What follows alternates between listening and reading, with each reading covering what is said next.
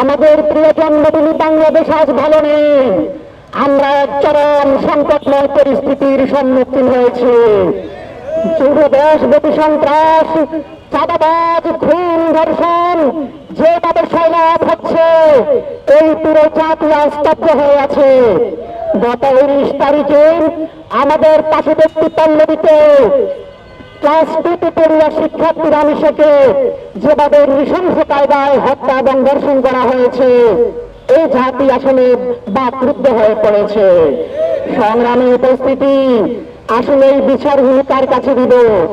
আজকে দৈনিক সমকালের রিপোর্টে দেখেছি 2026 সালের আজকের দিন পর্যন্ত 118 জন শিশু, কন্যা শিশু ধর্ষিত হয়েছে।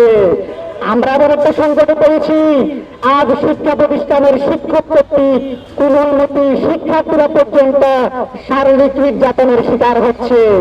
কিন্তু আমরা বিচারগুলো আসলে কার কাছে নিল? কথায় বলে তুই ঋণ জ্বর সারাবে, তুই ঋণ সারাবে কে?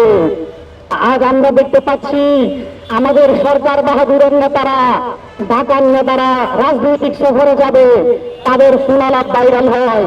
তারা 14 থেকে 15 বছরের কিশোরীদেরকে ঘুষ করেন না তাদের মনোরঞ্জনের জন্য। বন্ধুরা, সংগ্রামী উপস্থিতি, আমরা দেখেছি আমাদের একজন স্বরাষ্ট্রমন্ত্রী আছে সালাউদ্দিন সাহেব, যিনি সারাদিন সংবিধান নিয়ে ব্যস্ত থাকেন এবং যিনি অন্যান্য মন্ত্রণালয় নিয়ে এত বেশি ব্যস্ত থাকেন, নিজের মন্ত্রণালয়ের খবর রাখার আসলে ওনার সময় সুযোগ হয় না।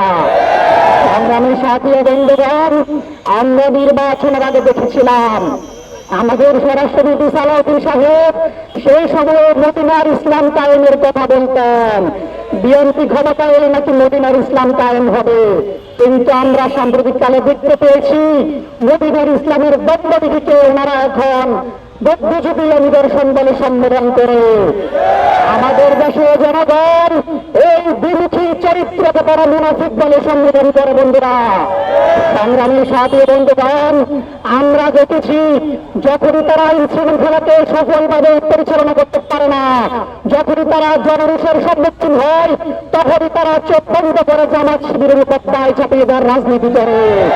আমরা সাম্প্রতিক কালে দেখেছি মিরপুরের শাহালি মাজারে কে বাকারা এসে আকস্মিকভাবে হামলা চালিয়েছিল।